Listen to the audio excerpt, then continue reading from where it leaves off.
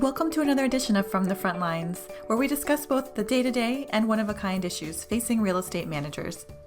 I'm Suzanne Hale, and our topic today is brand reputation. I'm here with Ofo Ezeugwu, CEO and founder of Who's Your Landlord. Welcome, Ofo. Thank you. No, it's a pleasure to be here. So, Ofo, we hear a lot about reputation management in this industry. Can you define that for us? And what is a company or property's brand reputation? Sure. So I think when we think about reputation management, we as an industry actually give it a very fancy name. Most companies, and generally speaking, will refer to it as their brand. Like, how do people perceive them online? How do people perceive them in the culture, in society, those kind of things. But in real estate, the asset is worth way much more money than a candy bar or even a computer screen, for example. So we call it reputation management because how you're perceived as a home provider, which is what we call owners and operators, how you're perceived as a home provider truly matters in terms of your ability to lease up efficiently and quickly, and also in terms of your ability to keep residents within your buildings. And so at the core, it's how you are perceived, invisibly, right? So online, how you're perceived in the community. Do people want to work with you? Those are all things that fall under your reputation. That makes a lot of sense. And so, Who's Your Landlord collects crowdsourced reviews of multifamily housing. So, how does Who's Your Landlord work exactly, and what types of information are collected? Sure. So the reality is 88% of residents say they would have signed their lease faster if they had more insights, more reviews on their home providers. What we realize is, if you just simply give people a comment box and a star system, that can be a little bit wonky in the sense that we found if you love your home provider, which is great, you give them 5 stars across the board, which we all want. That's great. If you don't, or if you've had one bad instance, or your refrigerator broke and your groceries went bad for a week and you need to throw them out, to be honest, if you're on a 1 year, 2 year, whatever lease, that shouldn't turn into a 1 star review for your home provider. So that's just never how we thought about this as an organization. From our vantage point, it was, how do we ask the right questions that both residents and home providers alike go, those make perfect sense to me. How responsive is the staff? How helpful is the maintenance team? What is the condition of the property like? Are all the safety measures that can be provided? Do I feel secure, comfortable in my home? Those are the areas we really drill down on so that we get to understand what is the likelihood of this resident renewing? What's the resident's sentiment? Are they happy? Are they not? And lastly, can this turn into our net promoter score, right? Are they willing to recommend us and put their name next to our building name, next to our property name, and promoting us to other residents or prospective residents?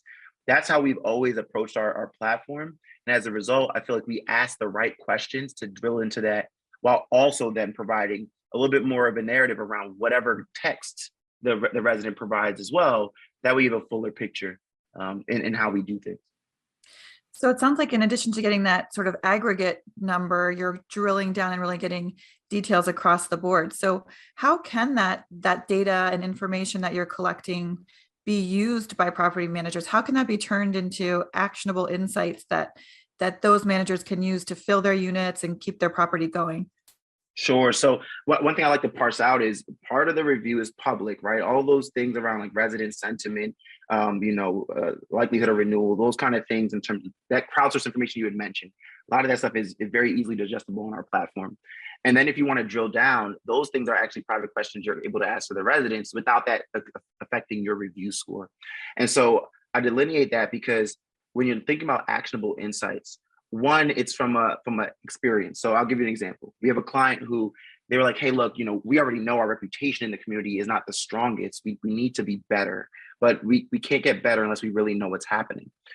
They put a building on our platform, had nearly 1,000 units in the building. They ran the platform over the course of a few months. And they were like, this has been very fascinating because we knew that there was already, a lot of issues with the building. What we learned in the platform, though, and how you parse out the data is that we were averaging a 4.9 out of 5 when it came to the staff and responsiveness. Like, people like the staff actually a lot.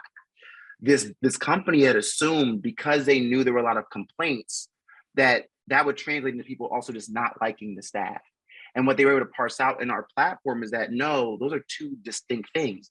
It's Mhm. possible for the condition of property not to be the best, and we all know it could be better, and the staff to be doing the best damn job that they possibly can to make sure that we still have a comfortable stay. So they appreciated that kind of insight, right? So there's examples like that, and then there's more like MCI kind of, capital improvement changes that we also can see and foster on our platform. So a client of ours, they were putting a lot of money into window cleaning every single year. They realized from the residents, like, that's nice. We want clean windows in the summer, particularly, but the rest of the time, we'd actually just prefer like a clean lobby or a basement that, is just not an unused basement, but maybe like a gym. And so this company has been able to now shift where they're putting their budget to literally go and create that gym for the residents. Another client, sounds funny or seemingly innocuous, but the residents, the building was next to, this like kind of waterway. And the residents were like, hey, we'd love to have picnic tables. And there was no other way to really kind of get that information but for using our platform. Now the residents have picnic tables. So it can be more kind of the kind of intangible touch points, kind of insights that you gather, or it could be more tangible things as well that actually affect, do residents want to stay in this building long term? Can also sometimes be pretty cost effective changes that end up really, really serving you well in terms of more consistent and strong revenue and keeping residents in their homes for longer. That's really interesting. So it's helping drive sort of operational decisions as well as capital improvement decisions potentially. What about retaining residents? Have you seen an impact where feedback, say, from Who's Your Landlord has helped a manager retain existing residents? Right. I think, from our vantage point, the reason why we really harp on the retention piece is you don't know what you don't know. And I love that you mentioned the operations part, because we often will say we sit at the apex of operations and brand. And what that means is by you having the insights from your residents, that information is applicable. So I'll give you an example. CEO of Redburn Development, Jeff Buell, he and I are sitting on a panel in Denver, Colorado, a couple of years ago, speaking about entrepreneurship. I didn't know he was a developer. He didn't know I was the founder of WYL. At the end of the conference, he comes up to me and says, wait, you founded Who's Your Landlord? I was like, yeah, that's my platform. He goes, your platform helped me to 3x the value of my portfolio and grow its value by $42 million.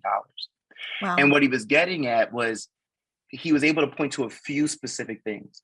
One is that because he was acquiring this distressed student housing portfolio in upstate New York that was underperforming, the management team wasn't doing a great job in terms of occupancy. And he and his team simply listened to the insights provided by the residents that allowed them to unlock the reasons they were leaving so that they could keep the rest of them and then attract more. Now their occupancy rate is damn near 100% and it stayed that way. And so what's happened is they go into their lender meetings, they go into their investor meetings, they're able to show, hey, here's how it was performing before, here's how it's performing now. So I think when we start parsing out those quantitative kind of metrics to say, hey, look, this is about retaining your residents because you know what it takes to keep them happy.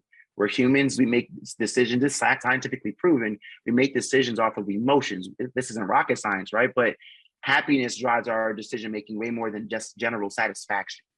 So if we can keep our residents happy, if we can basically turn our residents into evangelists of the property, they're going to do a lot of the marketing for us, right? They're going to help us lease up these buildings faster than us paying for online software in terms of marketing, us going out and having to like promote.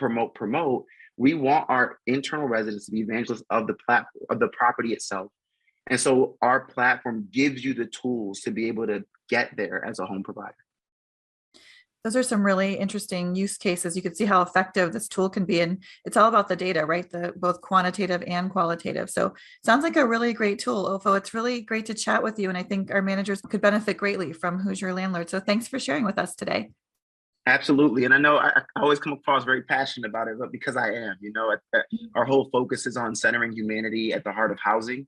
And, if you can do that and create those communication pathways where residents are seen, felt, and heard, and also be able to work with your residents to make them your best business partner, like that's a win-win for everybody across the board, right? It closes that feedback loop in a way that the whole industry can see. So I appreciate the time. Thank you so much for having me. If you have any questions, please do reach out to me, directly. I'll give you guys my email. It's ofo@wyl.co. But looking forward to keeping the conversation going for sure. Thanks so much, Ofo.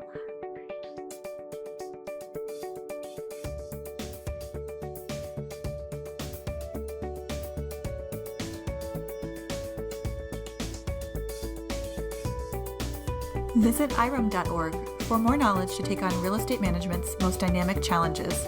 That's www.irem.org.